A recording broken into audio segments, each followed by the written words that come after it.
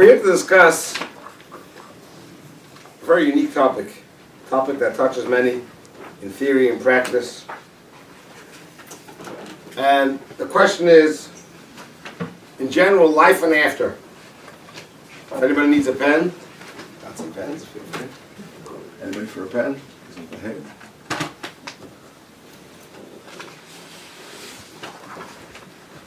So you see that many psychologists will say that they associate the deepest, most problematic issues of one's mind with somehow an underlying fear of death. So if there's a fear of death, we have to learn how to live somewhat comfortable knowing that it may happen, it will happen, it's a matter of time. Obviously, Mashiach comes and life will be eternal.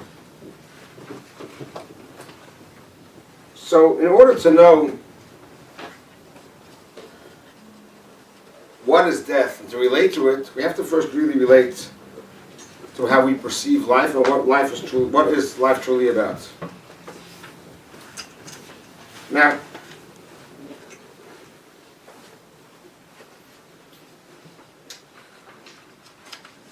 as we start the class, we're starting talk about a final journey.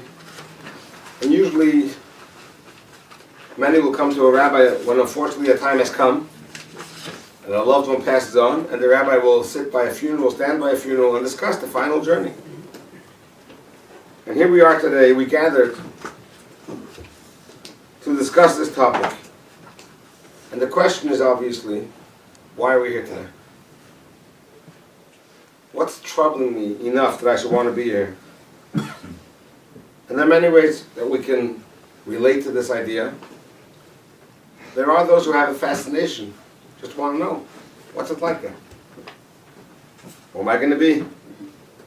But at the same time, instead of being fascinated about what life is like, what things are after life, there are many, you would say, more realistic things to discuss. For example, finding clarity in a confused world.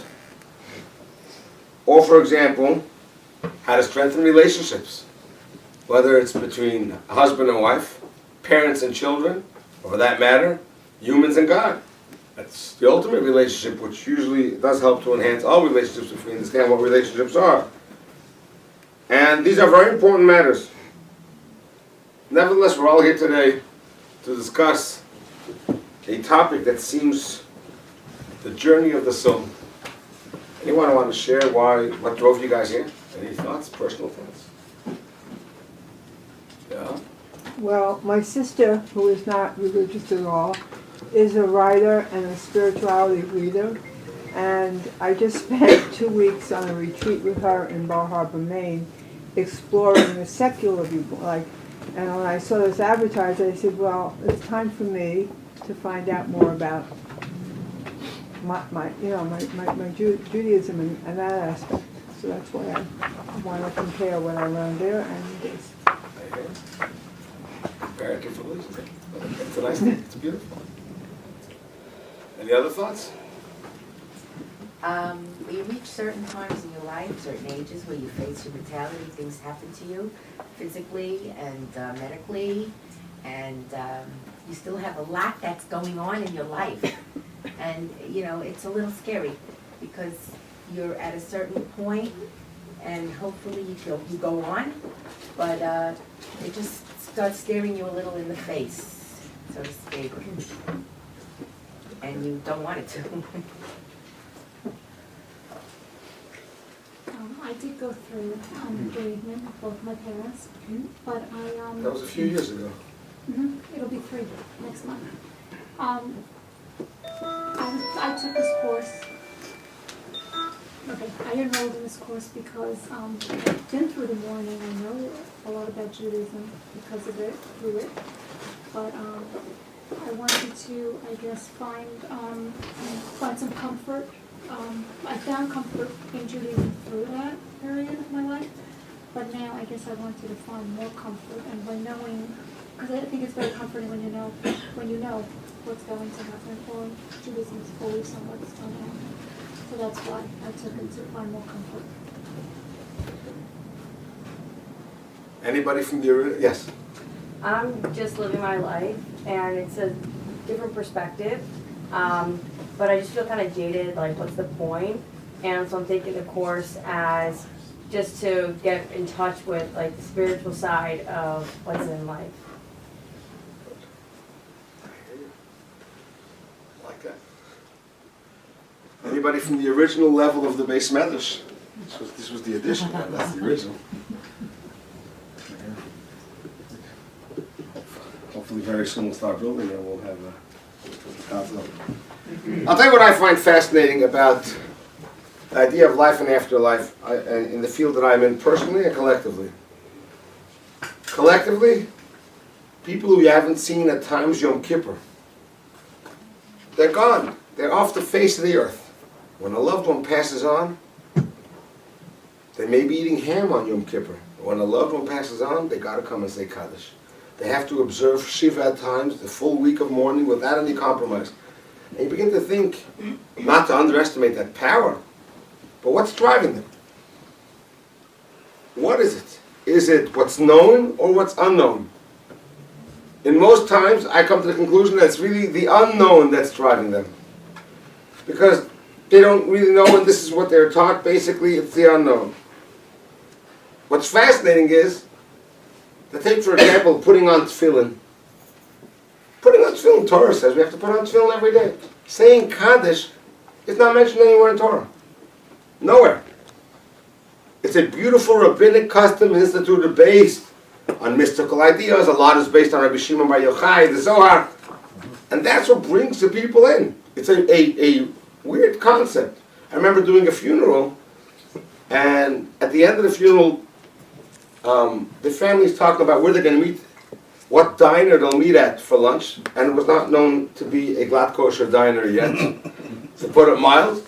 But on the way out of the cemetery, they make sure we have to wash our hands before we leave. Beautiful custom. There is that sort of, guilt. You want to do something for the soul, not knowing what. And then there's obviously the personal. The grandparents who I never met. And take it a step further, my son who passed away 7 years ago. And you begin to wonder, what's life? So when this course came about, thank God we've had JLI for many years, there's more of a personal interest here because of collective and personal, how my life runs, where you see so much evolves around death, and yet the lack of knowledge. So now, we can sum up this idea that there's either the fear of the unknown, the fear of have I accomplished my mission while I'm here. There is what's happening with my loved one. Right now I don't see them, I can't deliver lunch to them. What could I do for them? Can I do anything for them? Some will ask and think, we heard something about reincarnation of souls, and we'll go to a hand reader or a mind reader and say, what was I in my first life? Not that they know, but they claim they do, and they make a living off of it, right? So, because they really don't know. And so what we're learning, it's something very personal on many levels. So in essence, we're going to try and address today, we're not going to learn today about the Shiva process and the laws pertaining to personal, God forbid, death and passing. But we will learn today how to be comfortable with life, even though we know that it comes to an end until Mashiach comes. We're mortal human beings and we're not immortal. So the question is, what does Judaism think about death, and should we fear it? Should it be embraced or ignored?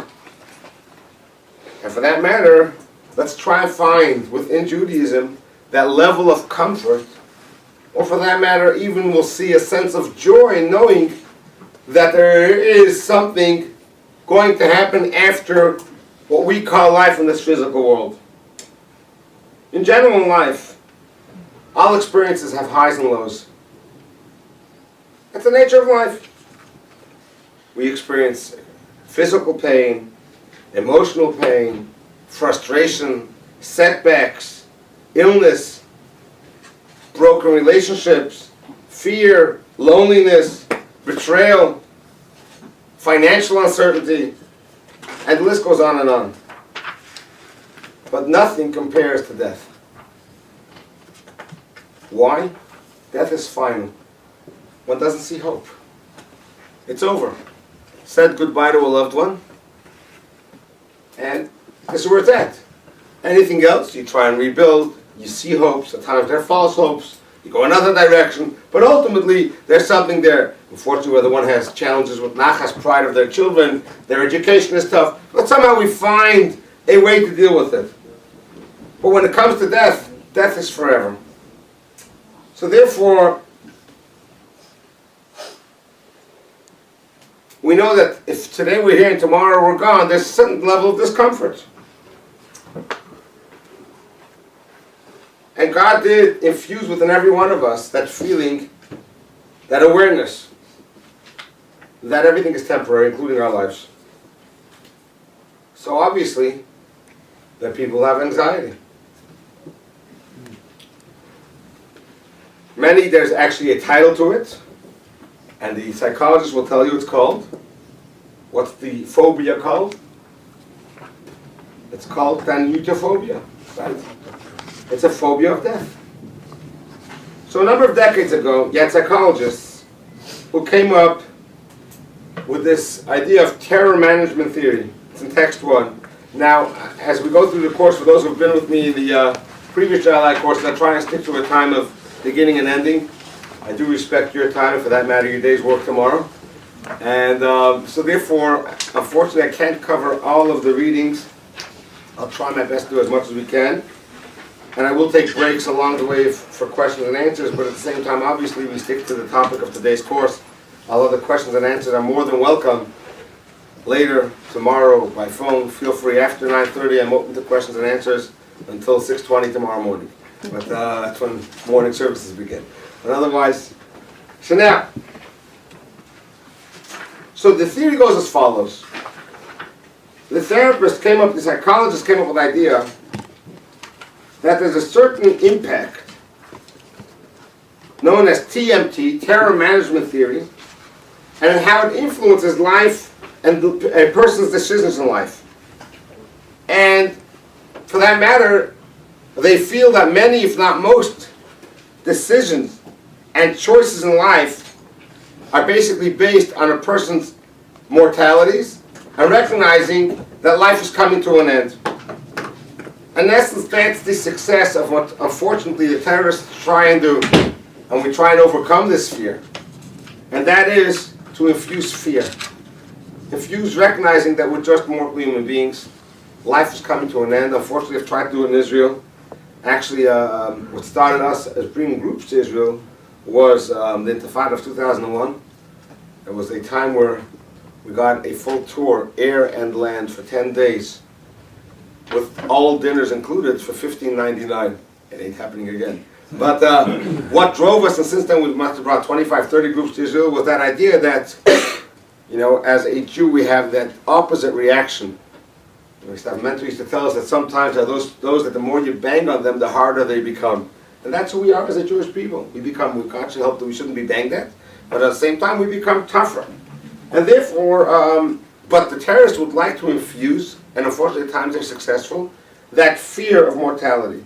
You know, they tell the story of a priest, a minister, and a rabbi meet and discuss what should be their eulogy. And the priest says, I'd like people to say how kind I was to the poor. I never passed by a poor person without helping. I reached out. I looked after them. The minister says, I'd like them to talk about my dedication to visiting the sick. Spend day and night doing my rounds in the hospital. And that would be the best eulogy that I can think of for myself. And the rabbi says, I hope they look at my coffin and they jump and say, look, he's moving.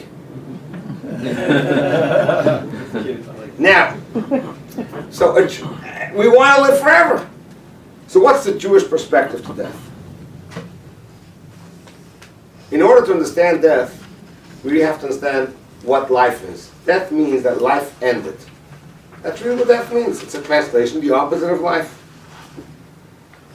But from a Jewish perspective, death is not the end of life. It's rather the beginning of a new phase. So in order to understand what this new phase is and what leads into this phase, we have to really reflect on what life is about. To know what life is about, we have to know who we are and what we are about. Until we figure out who we are, not what we do and how good we are at certain things, but who am I? Many will say that that's in essence the theme of Shabbos. The Sabbath is when the world stops, and thank God this gadget is gone, and there's a time to say, and now who am I? Who am I? The world stopped. Who am I? What's my life? What is my life as a person? And therefore we recognize that as a philosopher, one thinks and one is amazed about the mix of cells, surging of chemicals, electrical impulses of life, an unbelievable creation. If one wants to be a little more coarse and more practical, they think about what's the menu today. They want to know what's for lunch. That's their life. But when, God forbid, crisis hits, whether it's illness, other tragedies, whatever it may be, one begins to think about themselves. And they realize that life is fragile. One has illness. I just last week, witnessed as close to the resurrection as you can see. A new heart. You know, we take it for granted. But when a person gets a heart transplant, a 60-something-year-old man gets a 23-year-old heart, it has a whole new life. 11 months he waited in the hospital, lost 90 pounds. Chances of finding a heart were almost none. And the doctors tell him, don't worry, we'll keep you alive with the machines for as long as we can. It's amazing. And then he wakes up with a new heart. And he says, okay, now what? How do I translate this? Someone gave up their life so I can live.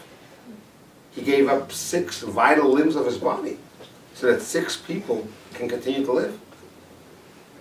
Now what? It's a moment of thought. I'm just sharing with you, this is not part of the course, I'm just telling you a personal experience. I saw him before. I did not see him after. I had a flu and a cold and whatever else. I didn't want to be in the hospital, both for them and for me. So I did not. I've been talking about I saw him after, but not while he was awake. He was still in recovery. I spoke with him to speak for an hour on the phone. A new man. A new man. Walking up and downstairs. A whole new person. So you begin to think, as he is, what's life? A life that he never thought he would have again. And here it's back in full glory.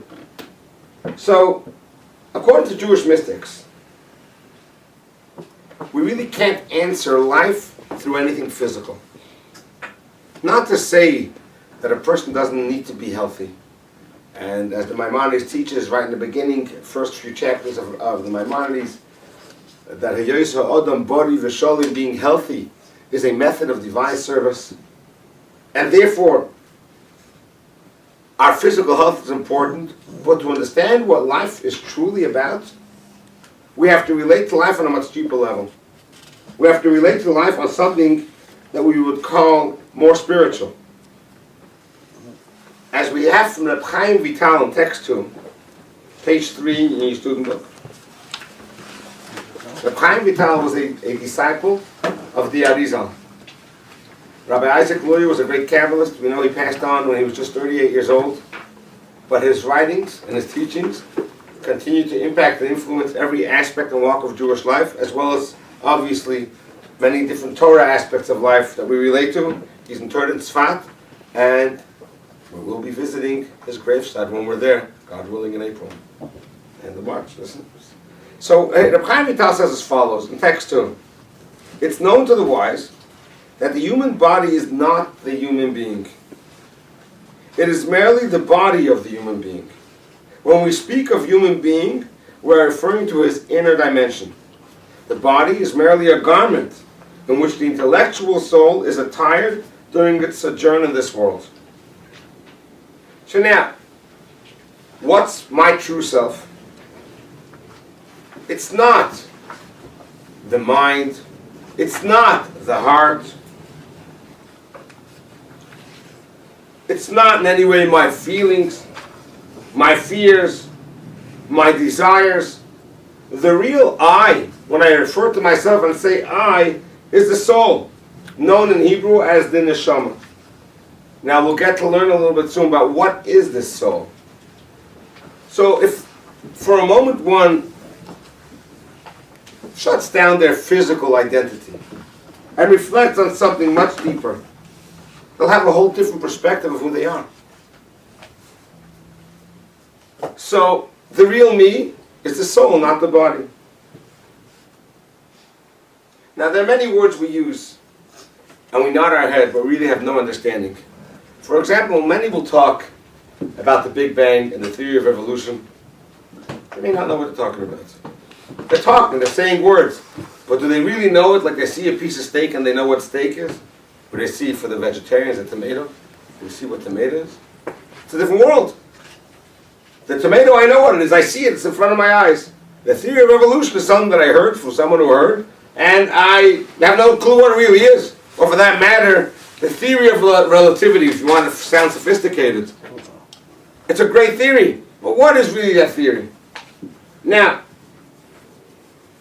if that's the case, take for a moment and try and understand the soul. We're a human being of flesh and blood. How does one relate to the idea of a soul? What is it?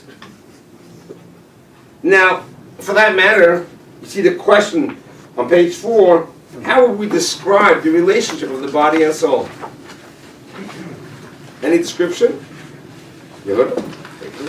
I look at it as analogy of compared to like a computer, where the body is the actual hardware and the soul is the software. And basically, when we pass on, the software just is removed from the computer and moves on either to reincarnation or Before we pass on, today, what's my relationship with my soul? Your soul, it's connected while we're breathing, but our soul is connected to another high world that animates us, animates our bodies. The body is the container, the neshama is the life force. So how are we different than animals? So it's different levels of souls. I'm sure you get braver, power of speech, things like that. Reasoning. That's right. Reasoning, braver. Sorry? We have braver in animals. We have bechira, Free right? will. Choice. Right. Okay. That's seichel, really. So what's this relationship? How do we understand, translate this relationship into practical words? How does it affect my daily life? What should I do about this relationship? How can I make it work? What makes it husband and wife? We work on relationships. Many go to therapy. Some will actually do things on their own in addition to therapy. But what is the relationship of body and soul? You know, we say there's a fascinating bracha of Asher Yotzar.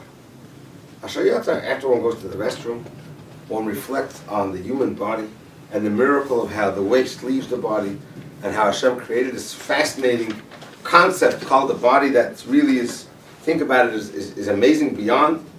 And he says at the end, God who heals all flesh, umafli la'asos, and he does wonders. Says the Magen Avraham, great halachic authority, that what is the wonder? One of the explanations, it doesn't only refer to the wonder of the creation and how the body functions, but rather the wonder is the miracle of connecting body and soul. That's the wonder. Now, but what is this relationship? So let's go back to the original verse in creation. In the original verse in creation we find, in text 3a, that God formed man of soil from the earth and breathed into his nostrils the neshama, the soul of life. And man became a living being. So man was created on the 6th day, we know, and the world was complete, and waiting for man to work with the world, utilize the world. But on the day before there was another creation, the creation of animals. And we find how were animals created. God said, let the earth bring forth living beings of differing species, cattle, creeping things, and beasts of the earth, according to their species, and it was so. So, what is the difference between the creation of man versus the creation of the rest of the animal life? Well, it's Hashem blew an neshama into us. He In didn't the do that to expression of the animals. verse, the man was created, formed first, and then the neshama was blown into him. Which means that there could be an independent life of the body from the original creation. And then the neshama came in later, the soul came in later. Whereas when beasts were created and animals and all of the living creatures, there was chai sayedetz. It was one infusion of both together from the beginning. So now we can translate it, as you started mentioning earlier, the hardware and the software. That the hardware, we were created, the soil of the earth created human beings. The software is the neshama, the soul, as it's imparted into the animals. Whereas the animal life was created all as one. They were created as one, their life and their physical being, which means, at first you would say, what's the difference? They're both alive, they're both moving, they're both doing their thing. What's really the difference? Well, really, this is a monumental difference and a fundamental difference. We see that the soul of humans are not necessarily connected to their bodies from the original creation. Yes, today's day and age, obviously, human beings are born, a baby is born, body and soul together. Thank God we just experienced it a few weeks ago. That's it. Thank God. What a Hashem. But in the original form, God gave us the message. Whereas when it comes to human beings, the body and soul are created as single units. So now we see from the beginning they're single and different. And then we can say when life ends, they again part ways. The soul goes up to heaven, and the body goes back to the soil of the earth. So we see from the Chizkuni, in text 3c, that God did what he had not done with any other creature. He blew into Adam with his holy breath a neshama that is immortal and does not perish when the body does. Whereas with the rest of creation, that life force goes together with the body. That's the message we got from the beginning of creation. So therefore, my true I is not only that it's not my body, but my true I, my true self, does not need the body. It continues to exist and continues to thrive after our physical body and life as it did before. Like with the creation of Adam. There was the neshama before, and God took that neshama, that soul, and gave it to Adam, and then Adam lived his, how many years? No? 930. 930. Let's see that yeshiva to translate into action. 930. The other 70 went for King David. That's what the Talmud teaches, right? So he lived his 930 years. Short, relatively short lifespan. By the way, life would have been eternal, but they decided to eat from the Eitz HaDaas and the tree of knowledge, and that ended that. And so we recognize that what is the life and how it continues. There is a life that was there before, during, and after life. And that is the life of the soul that just continues to move through, so to say, this world or the body is that passageway that allows the soul to continue in its journey. So therefore the body has no independent life. The soul does. The body doesn't really experience life. It just tags along. The soul experiences life. And at a certain juncture, that tagging along, the ride ends for the body, and the soul continues. Especially, as we know from Job, from Eve, who describes a neshama, a soul, as a chelik elika mimal, that a soul is a part of God on high, and if God is eternal, the soul is eternal. What do we write on a tombstone? Tehei, we have the acronym of 5 letters. Tehei nishmasai tzarur b'tzroin ha'chaim. Loosely translated, may this soul be bound in the bond of eternal life. Because that's in essence what a soul is. It is eternal. It's eternal because it's a part of God on high, and therefore it has that power, that strength of an eternal life as God himself does. So with these two ideas, relating on the one hand the difference between animals and human beings, on the other hand our life before, during, and after, where the soul continues to live as the extension of his life, we recognize that death is not the end. it continues, or for that matter, if you could say, starts a new stage in life. That life that's there after, you could say theoretically, in the terminology, it graduates. The Rebbe of Blessed Memory would send a letter to the graduation classes, and many times we graduate, it's usually during the month of June, is graduation, and the portion we read is Bahalotcha, is usually read when you will kindle the flames of the menorah, is the portion read usually in that season. If the Rebbe wants to address to a graduation class, that Rashi explains, it doesn't say when you will light, but when you will cause to ascend. That the idea was that the Kohen, the high priest, had to make sure, prepare the candelabra, and then anybody can light the candelabra with a flame that just continues to ascend, and that's in essence what graduation is. It's not the end of school, which many translate, they call it college. College usually means a good keg of beer, and once in a while you get 5 minutes of learning. I heard about it, I've never been there. I've never been to college, but not a regular. But it doesn't end. A graduation means we're now graduating to a higher level, and that's in essence, if we say when physical life is not here anymore, it doesn't mean, God forbid, it ends, but rather we graduate to a higher level. But we're soon going to learn, if that's the case, why we're so preoccupied after life. We do things in memory of the soul. We do things for the aliyah of the neshama, for the ascent of the soul. Why would one want to do so? So there's the Talmud about it and so on. We're going to touch upon it a little bit later, because if the soul just continues to live, and for that matter has even a greater life after this physical ride that it took, this journey during this world, then why is it we have to do something in honor for the soul? So now, in the next two paragraphs, we learn something very fascinating about the general idea of how a soul enters this world. And I'll go over to you from the Medrash, commentator on Torah. I'll just go over the points as I look at the clock. And the Medrash says as follows, that when it comes to putting a soul into this world, the Almighty God hints to the angel and tells him, allow me the spirit to come into this world.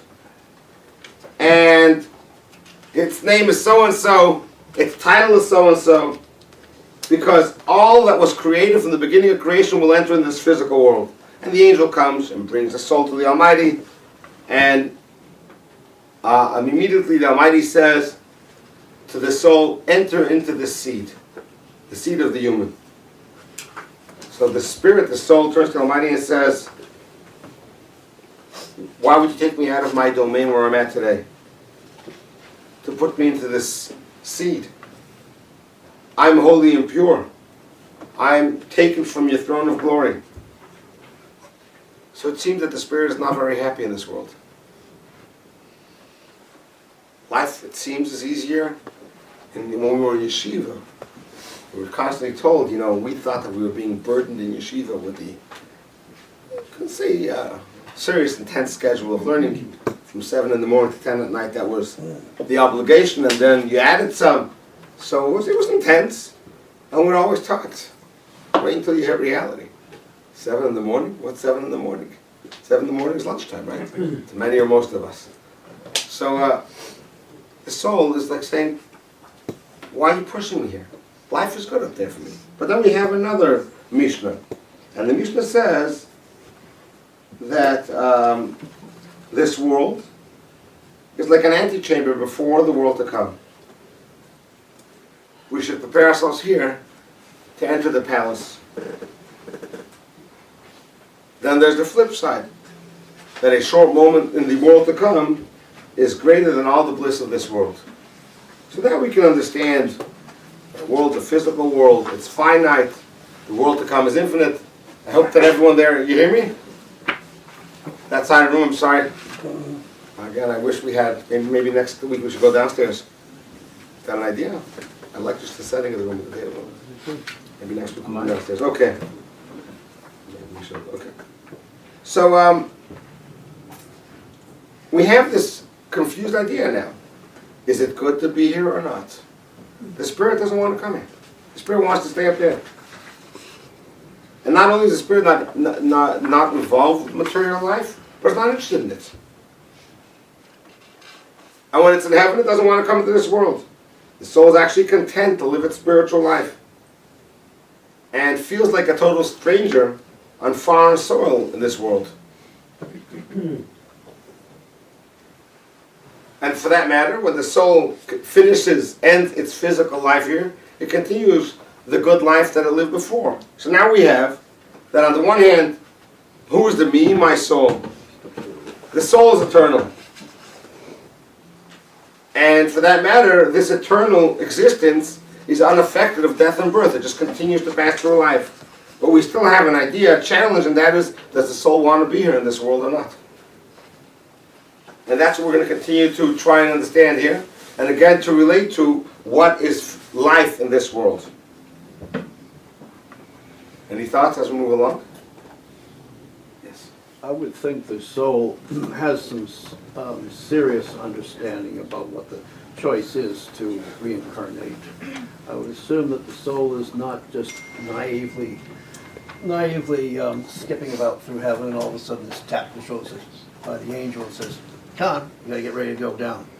I think it's a much more deliberative process. I think it's a process of the soul. Probably when the soul goes to Shemayim in the first place, the soul is well aware of the fact the soul will have to come back soon. I don't think the... What you're saying, if I can translate in different words, is that it's said that in today's day and age there are no new souls in this world. They're all reincarnated. There are very few new souls. The Baal Shem Tov said about the soul of the Baal HaTanya that this is not a reincarnated soul, but a new, fresh soul that entered this world to bring a new, fresh idea into the world. But the vast majority are reincarnated souls, and the soul would want to go back. But the soul doesn't want to go back. The soul just sees a need to go back in order to correct something. But if it wasn't for that correction, the soul would rather be up in heaven. That is true. So now, actually, if we take this perspective on life, we would think that in Judaism there would be no mourning, no laws of mourning pertaining to death. And yet we find, you should know of it, that there's a whole law. First you start with tearing the garments, then you remove the leather shoes, and then you have, depending on the relative, if it's a parent, you have a whole 12 months of mourning and not going to parties. And so there's a whole mourning process. Yet we find the flip side to that is that the only time we're told in the Talmud that Hamekel lo hifsid, the Talmud and Tractate of Ksuvos, is regarding mourning, that you can go from one rabbi to the other rabbi and get any opinion that you feel you like best. That's the only time you're allowed to do that. Otherwise you have to stick to one rabbi, so to say. You can't go hopping around. Once you get an answer, one could do and say, Rabbi so-and-so told me this. Would you want to share your opinion about it? But I can't just go from rabbi to rabbi shopping for the opinion I like or the view I like. But when it comes to mourning, we're allowed to. And actually, we're encouraged to be lenient when it comes to mourning. In every mitzvah, we're said, take the highest standard, buy the most beautiful pair of tefillin, buy the nicest Sefer Torah, build the most beautiful sukkah, candelabra Shabbos should be shining. Everything should be done beautiful in the highest standard. But when it comes kosher food, the most highest standard, of course. So when it comes to mourning, we say, take, if you can, I wouldn't call it the lowest, but the most lenient standard of mourning. So why do we look at life with this confused view? Is there mourning? Is there no mourning? What is this all about? Now, at the same time, take it a step further. Why am I even in pain? Maybe say, many will say it. They don't know what they're talking about. Again, like if you say the guy who's blind is trying to distinguish between black and white. If he's blind, doesn't know what colors are. He's never seen a color in his life. He was born blind and doesn't know what colors are. So to distinguish what the soul really wants, some will say, when they say, I know my loved one is in a better place, I think they say they hope their loved one is in a better place, because what do they know? They haven't been there. And no one from there has ever come back to tell me what's going on. We derive from sources in Torah what's going on, but we don't very rarely. Yes, you do have a few. For example, we'll mention the prayer on the Sana Toikev, the great sage came from there to share this prayer, to implement this prayer in the high holiday services. We reflect on who will live and the opposite and how, and so it's one of the climaxes of the high holidays of the Sana Toikev. Yes, I'm sorry, I saw a hand raised. I'm sorry. Right. Yes. Well, I think the part of the answer is that Hashem, for His reasons, decided to make us as soul-body combinations very much afraid of the idea of losing somebody or dying ourselves, in order to make sure that we took the life on this earth very, very seriously. We'll take it a step further. We're getting to that idea, but it's not in order to take life very serious, but to recognize that part of the life of this soul is taking life on this earth very serious so that the life can continue in the proper fashion. And that's what we're getting to, that's true.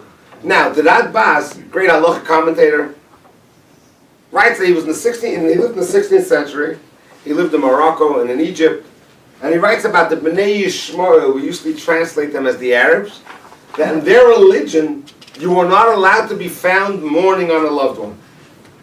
You were not allowed.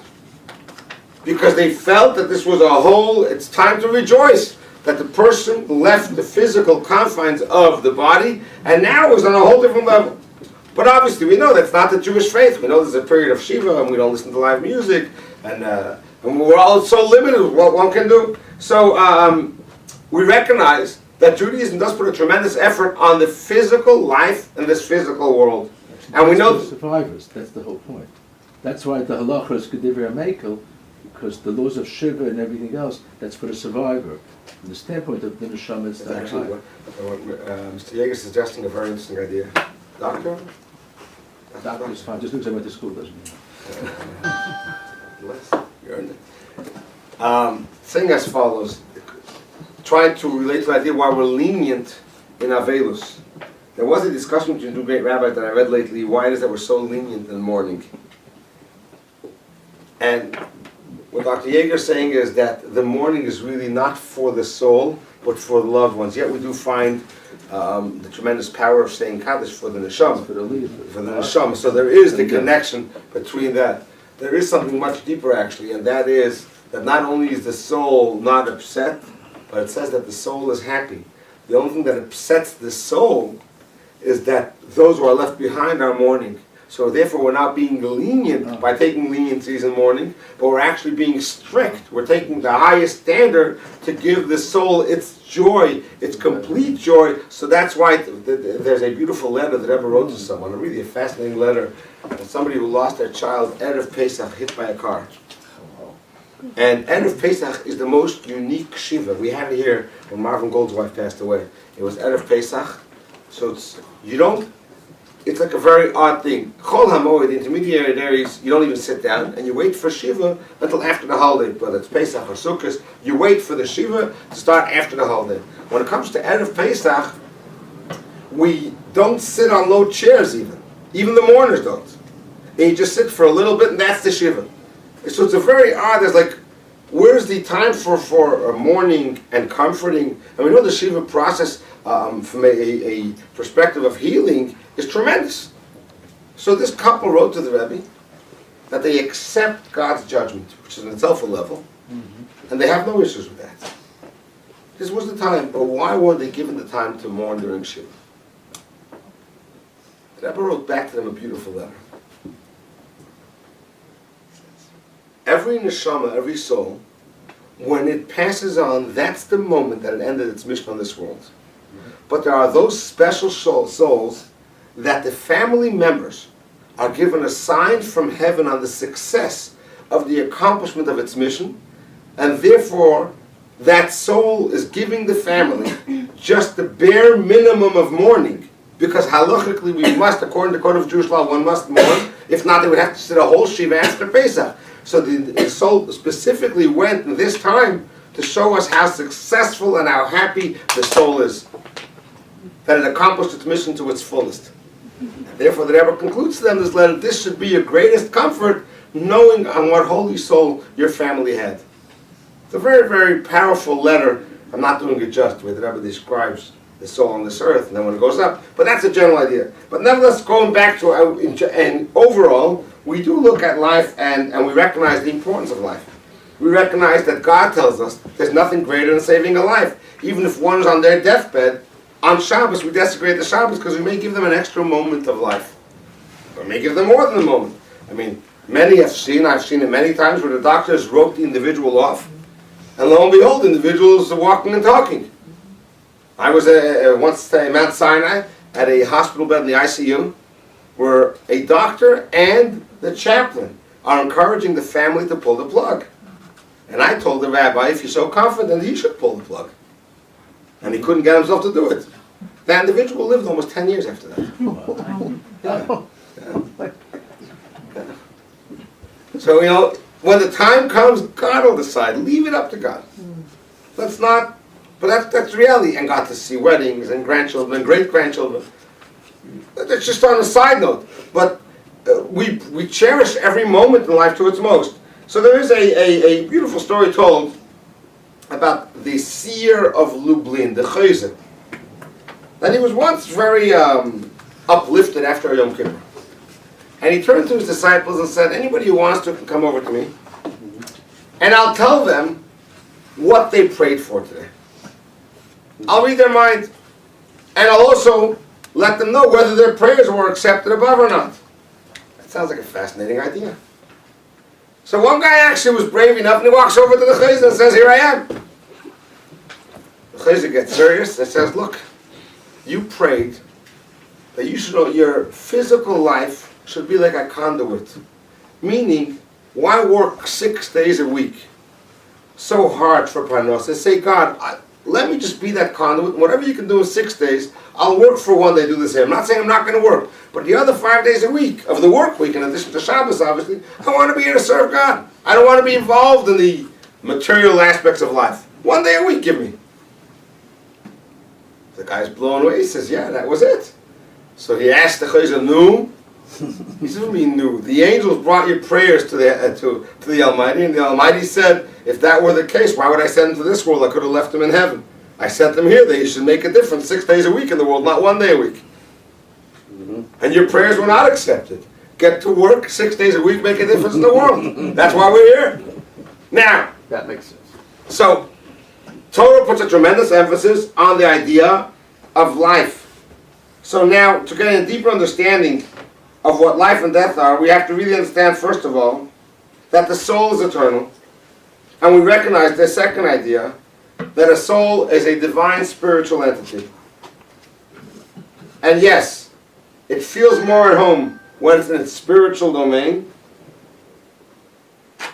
but recognizes that the whole reason it's there and has a spiritual life, you would call it, is because of this world. And for that matter, that is the reason of the creation of the world at large.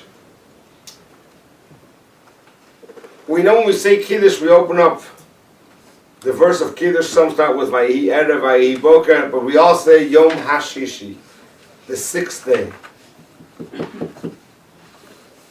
Why am I saying? Because in Chabad we start with Yom HaShishi, we don't say Vayi Erev, Vayi Boker in the Kiddush. What's the 6th day? All others were Yom Rishon, 1st day, 2nd day. The means the famous 6th day. Says the Talmud, that God tells the world, listen to me. I've created all of you for one reason. For the 6th day of the month of Sivan, which was the day that we received the Torah. If you observe Torah, great. Otherwise, the world will cease to exist. So in essence, the message is that not only is my existence here, not just by default, so to say, God forbid, or even a small detail in my general life of bliss, of spiritual bliss, but rather the only reason I have that spiritual bliss is so I can be here and make a difference. That was God's desire in creating the world, which means that the world depends on our doing mitzvahs. Now, to mention something controversial, because it keeps us going, keeps the blood, boiling. There are two frames of thought with regard to life as a Jew. There is the one world of thought, and that is, we got to be out there, make a living, and for that matter, at the same time, influence the world and inspire the world to recognize that, we're here to be, as the famous verse or phrase of the prophet, an Ur LaGoyim, to be a light unto the nations. There's another frame of mind, sit and learn day and night, known as the Kollel life. You can have 3 generations, and all they're doing, father, son, grandson, sitting and learning. What is that idea? Where does it come from? Obviously, it could be a love and passion for Torah.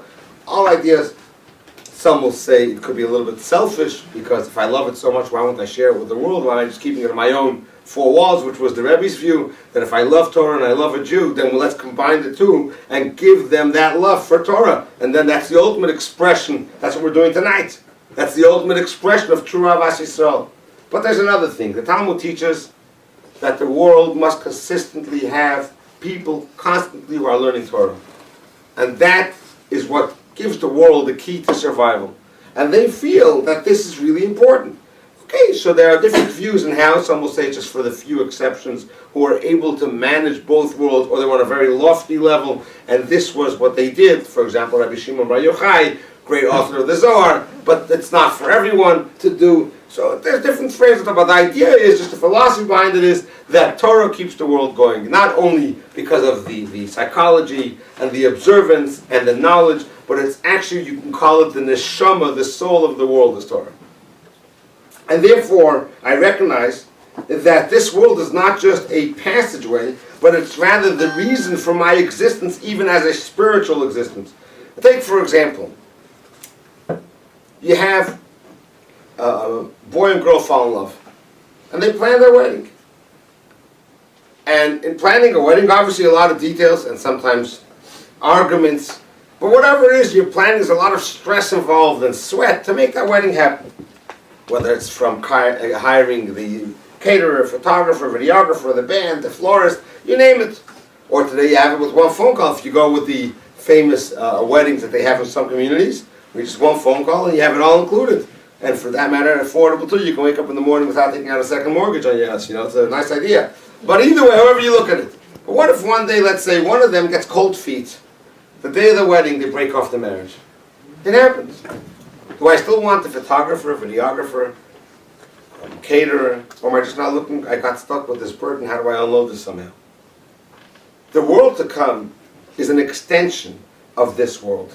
It's interconnected. One does not go without the other. It's like having a wedding party. I do have a friend who has a sibling with severe special needs, but she saw all of her siblings getting married. They live in Israel. So one day, she's 20, 21, turned to her parents and said, I also want a wedding. So the parents went, and not that they can afford it. They really actually, thank God, a very large family and very small pockets. But somehow they managed to put together a beautiful wedding and had this girl and the bride, started with a chuppah, went through the wedding, and went through the whole process, and all of her siblings came in from all over the world. They have Chabad houses all over. They came in for the wedding of their sister without the groom. But this is what made her happy. And then she's now, in her mind, because unfortunately she has severe special needs, special mental, she's a married woman. She got married like everybody else. But overall, that's not what we look in a wedding. I mean, look, it's a tremendous strength of the parents to do it. I took my hat off, and the parents have not grown up in the modern psychology world where one would do it. They grew up from the old style where you basically didn't even look at a child with special needs, unfortunately. But they embraced her and they did it. It's an amazing statement of what parents do for children, which is above and beyond. They went all out as if it was a whole wedding with the band and the flowers. And they got, for the others, they got the artificial flowers, but for this one, they got the real flowers. Because it just meant so much to her. It's an interesting idea, but nevertheless, overall, that's not what a wedding is. A wedding is a celebration of something we did. The world to come, the spiritual world before and after, is all involved and all revolves around this physical world. And if we don't have this, then there's no reason for this. God said from the beginning of creation. Then there's no reason. It's sort of what you would say a reward and extension. That's where we find a beautiful story. You see in text 8, Rabbi Yehuda Anasi, the author compiled the Mishnah. He did actually something very revolutionary at the time. We know there was what was called oral Torah, because the only written Torah was the Torah we have. And then came Rabbi Yehuda Anasi and sees, if we don't document this, we're going to lose it. Generations are not what they were. And he documented all of the Mishnah, what was known as the oral Torah, now was put into writing. A fascinating, amazing creation, you would say, and revolutionary. And he lived a life. And for that matter, we know that in his material life, financial life, he was extremely wealthy. He was as wealthy as the king or wealthier. Yeah. And at the end of his life, he actually pointed to God and said to his students that even this little finger did not have any physical pleasure in this world. A fascinating personality that was above and beyond. And he's laying on his deathbed and he's crying. And his primary student, Reb Chia, is sitting there and he sees him crying. And he says, Master, why are you crying? Didn't we learn that one who dies with a smile on his face is happy of the next stage, the continuation you would call of life? It's a great sign for the individual. On the other hand, one cries is a bad sign. He says, no, I'm not crying because of death. I'm crying because of the fact that I won't be able to study Torah and observe mitzvahs the way I do it tonight. That's what I'm crying about. The lost opportunity. So now you see, on the one hand, the soul really resents coming into this world where it toils and sweats to be able to maintain its sanity, you would say. And on the other hand, the flip side to it, that the soul does not want to leave this world when it comes time. So therefore, the question is, if it's so good here, then why doesn't the soul want to come down here? And the answers we find in the Mishnah in Ethics of Our Fathers, we see in text 9, that against our will are we formed, against your will you're born, against your will you live, and against your will you will die. It's a very, very confusing statement. So am I here? Do I want to be here, or do I not want to be here? What's really what it is? But based on what we learn, we understand that these mixed feelings are, on the one hand, it's a scary world to live in. On the other hand, it's extremely exciting. And that's what the Almighty answers to the protest of the neshama above. We started learning, the soul says, why would I want to go into that smelly seed if I can sit and enjoy the glory of the divine above? And God answers him, you know why? Because the world to which I am sending you is better for you than the one in which you have dwelt until now. When I created you, I did so for this drop. At that moment, God inserts it against its will. And the answer is the whole world. All physical, spiritual, whatever is there, is the soul should be here and do what it has to do in this world. And therefore, in heaven, the soul is reluctant to come down. But once we're here, the soul recognizes what it can accomplish. Like Yehuda Anasi, the soul of Rabbi Yehuda, the great leader, is crying on his deathbed. He says, I can't leave this world. There's so much that we can accomplish here. There's so much we could do. There's so much potential here. And that's why we find the Mishnah sums it up. In text 11, you have two ideas. There is, on the one hand, a single moment of repentance and good deeds in this world is greater than all the world to come. And a single moment of bliss in the world to come is greater than all this world. What is the difference, really? So the commentators explain, if you can say as follows, that an hour in this world is more important than the next world.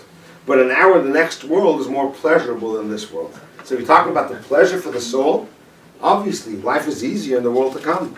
In the world that follows or that came before the soul descended into this world.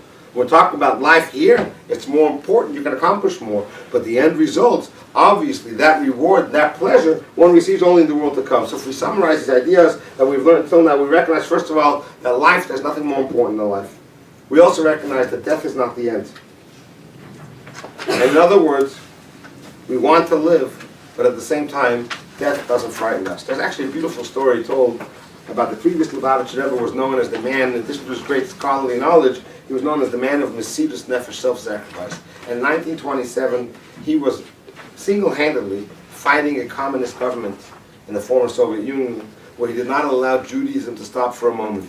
And if they filled one mikveh with concrete, he immediately built another mikveh. And so basically he was fighting the Russian government. And here's one man fighting them, so they took him, they arrested him. And the previous Rebbe went in with the idea that he wouldn't buckle, he wouldn't show in any way that any expression of fear, and he would not be scared of them at all on any level. There'd be no fear.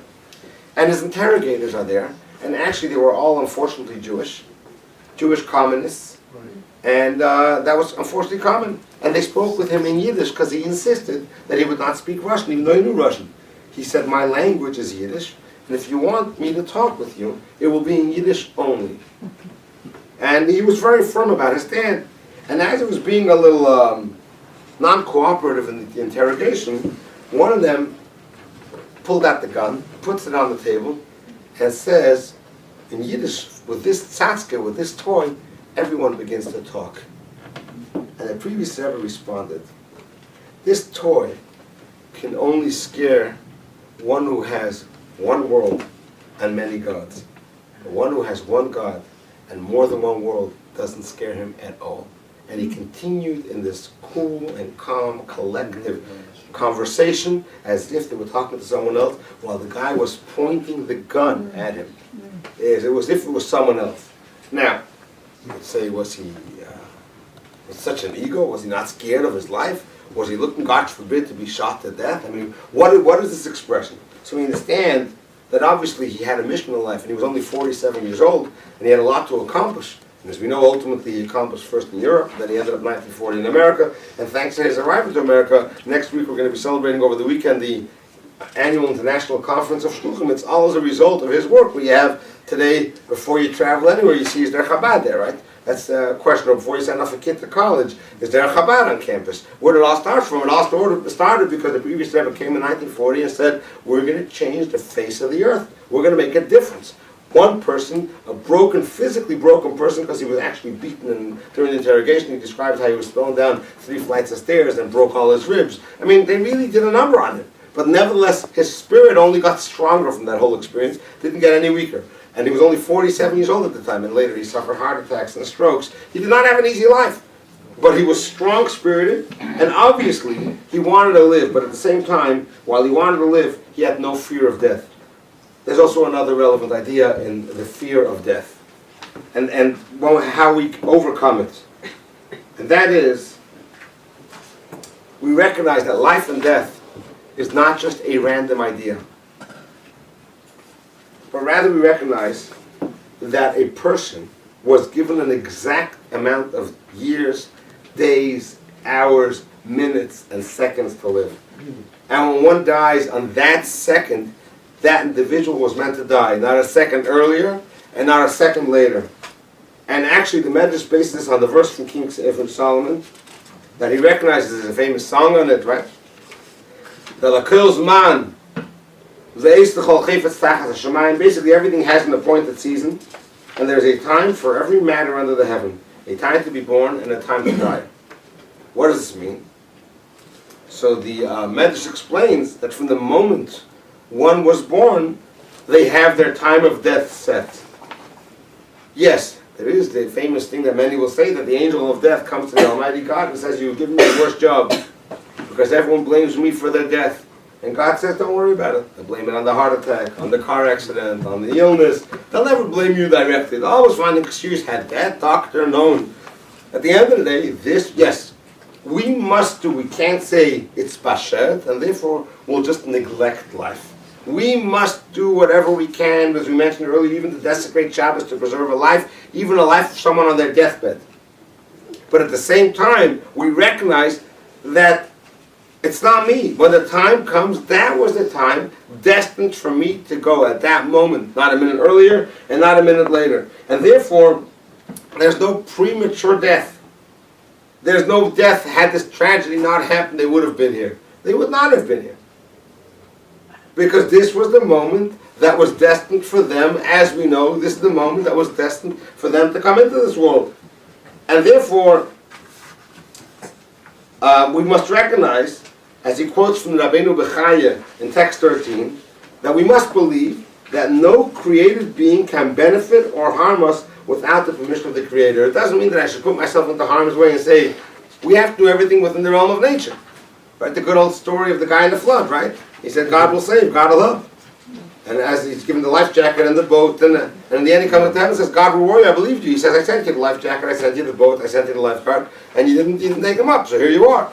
So obviously we have to do our share to preserve and maintain life. But at the same time, we recognize that the moment of life, and then for that matter, the moment that ends the physical life, or that allows us to continue the real life, the real self, is all destined from the Almighty. That's what we say in the Sana Toikef, in the climax of the prayer on the high holidays. We recognize, and we start by saying, Rosh Hashanah Yikosevim. Then Rosh Hashanah, the decree is written, on Yom Kippur, the verdict is sealed. And what's sealed? Who shall live? Who shall die? Who shall perish by water? And so on. Who shall perish? In what fashion? What does that mean? What we're saying in essence, it's in God's hands. It's not me. Yes, we do our share to preserve life as much as possible. So on the one hand, you can say this prayer is a morbid prayer. What this prayer is saying is, I have no say in the matter.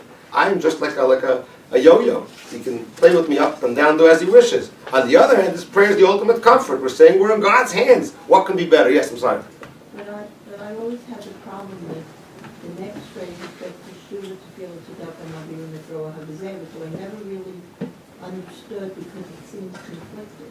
So the answer to that, the question was, how can we then say that repentance, prayer, and charity remove the evilness of the decree? And interesting enough, we don't say it removes the decree, but it removes the Raya HaGzeira, which means, many will translate it, that when we pray properly, and we live a proper life, we don't see in a decree anything evil, we only see the positive in it. The decree may still be there, but the roya, that which is negative, is removed because we recognize that every person has a certain amount of time destined for them in this world, and some live 60 years, and others live 110 years. Today's longevity is a more common. It does say actually one of the reasons that in today's day and age people live longer. In the old days when one was 60 years old, they were forgotten, they were written off. By 70, how many people did one know 50 years ago were 70, 75, 80, and were still working?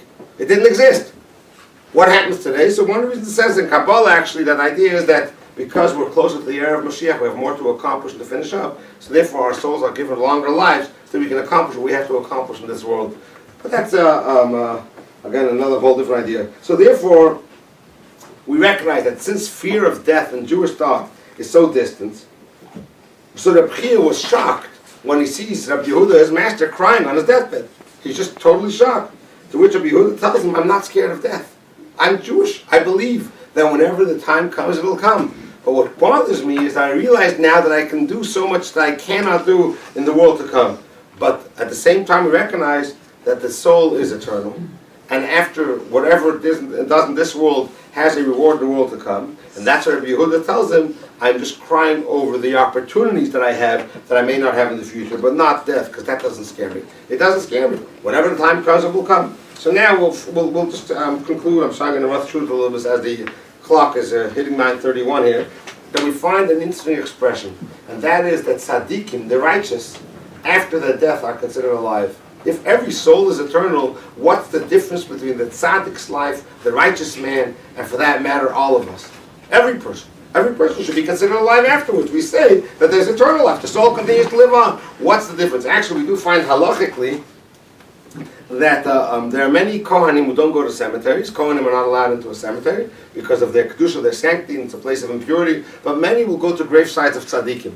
It's a discussion. Some dispute it, some don't. Some will go but from a distance. But the idea that there's even starters because they say that tzaddik, even while he's in his grave, is still alive, or she's in her grave, is still alive. What does that mean that they're still alive? They're not alive. They're dead. They're in a grave. So the answer I found was very fascinating. Explains it here. The general idea is as follows. That when a person lives their life, a life of sanctity, nothing changed in their life even though they're physically not here. It's not only that their legacy lives on, not only that they raised beautiful children, but that they lived every moment the way a Jew should live. So that life continues. On the other hand, one who lived where their whole life was just material desires, passions, needs, honor, glory, and so on, that life is gone. It's gone. It's not here. They're dead. And it shows that their whole life was really not a real life. But on the other hand, a tzaddik who lives his life, a pious man who lives his life, a holy life, then that life continues. There's a beautiful, beautiful correspondence somebody wrote to the Rebbe of blessed memory in 1950-51. The previous Rebbe just died, and he asked if you can go in the intermediary days of a holiday to the gravesite of his father-in-law of the previous Rebbe. So the Rebbe responded like this. If we look at it and we see it's a cemetery where the dead are, then you cannot go. But if you just look at it that he was transferred from one location to another, then you can go on Chol HaMoed. It's based on this idea. That if the tzaddik's life was a life of sanctity, then nothing stopped afterwards. He continues to live. He continues to live that life. Nothing ended. Yes, obviously in addition to that, the powers of the tzaddik continue to infuse and influence the world that he left behind. And that's really why we see, as he explains, and I highly recommend reading text 16, what is the idea of choosing life, that we see what's real life. Choosing life means not while we're alive to choose not to dead, but to choose not to die, but to choose life while we're still alive. To make sure that we don't make mortal, but we make immortal decisions. We make decisions that are eternal, that we recognize the values, the real values of life, and that's what we must reflect on. And therefore we find a similar idea, if you can say that story of the previous Rebbe with the gun really expressed that best. He's showing a gun. And he says, okay, basically he's telling him, you'll shoot me. You think my life will cease to exist? My whole life was Torah and mitzvahs. I'm sacrificing my life for the sake of building another underground yeshiva, that another Jew should study Torah. That won't stop. My spiritual life will continue. You may see my physical body, God forbid, drop. But my spiritual life, nothing changed. It just continues through as it's a passageway where we continue to a greater life, to a greater world. And that's in essence the ultimate comfort that we have when we face this idea. And actually, you mentioned something earlier, before the class, you reach a certain stage in life where you begin to think. I met a person, I was in the summer in Israel. So the good thing about being in Israel is when you meet the locals, they're much more relaxed. They're not running, they're not picking up phones. So you can go out for a 2-hour lunch and have a great conversation and catch up, and for that matter, take care of any Chabad business. And it's all done because everyone's relaxed. So an individual was telling me, we went out for lunch to a great Israeli restaurant, and he was telling me that he started doing much more for community lately, because about a year or so ago it hit him that he's in his 50s. And there's only that much one person lives. So how could he not do more for others? It just hit him. That was, for me, that was a great end, because thank God he helped us right there at that moment. But the idea was, what was what brought him to that point? You begin to think that I'm here, my being here from the beginning is spiritual. And therefore, if my being here is spiritual from the beginning, I must continue in that path. And that's what we're saying, choose life even while you're alive, not afterwards. When one chooses life throughout, there's no fear of death, but to the contrary, we recognize that the more soul we invest, the more alive we are, the more immortal we are, and the less fear we have. And that's, in essence, the greatest attitude one can have to life and the continuation of life after being here in this physical world. Yes? What is the purpose of a coma? What is the Someone in a coma that just is there but not there? And for a long period of time, like what is the reason for that? Good question. Or what has the reason for that? Oh my God. Maybe not. It's a good question. What is the purpose, if you would say, of anyone who's challenged physically in life?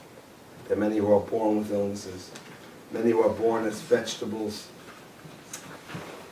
We had many of you may have known him, Rabbi Edelson of blessed memory. He was for many years in Temple Hill, and then when he retired, he moved here, and he was a member of Chabad, and he was a wonderful person. He was a Holocaust survivor, a great person. He would always tell us that he once suffered a stroke in Ben Gurion Airport. He was rushed to the hospital, and his wife was standing at his bedside, Shoshana, she should live and be well. And the doctors told her that she'll basically, that he's going to be a vegetable for life. This is it, so no reason to live. There's no reason. And she said that if he will be a vegetable, I will be his gardener. Wow. Thank God miraculously he recovered and lived life. He had probably 15, 20 years afterwards that he lived. And most of them were a good life. But that's, I don't know the answer, because how can I justify someone else's pain? Yeah. But this story speaks volumes. At times it could be because we need to be the gardener. At times that's what it could be. And for that matter, we know that the quality of life that people call in today's day and age quality of life is something that unfortunately was used as a method of total extermination during the Second World War, when someone deemed people that are not worth to live, they don't have that quality of life. We look at life as quality of life. And therefore, from our perspective, we have to give it all we got and to test to the individuals around to treat that person with glory, with dignity. That why the person has to suffer, I could never, only God himself can answer that question. Are they really suffering? Well, I don't know if there's. again, I haven't been there. Are they suffering? They say that they hear. If they hear, they're obviously suffering because they can't respond. They say the last thing that goes is the power of hearing. So I don't know the answer. But at the same time, the people around are definitely suffering watching someone connected to all these machines and so on, or whatever else. The life that's not really you would call it productive life, but it's productive on many levels because it allows the people around to be productive in a very unique way. Next week, God willing, same time, maybe the station will be downstairs. I see, thank God. So it'll be a little more comfort.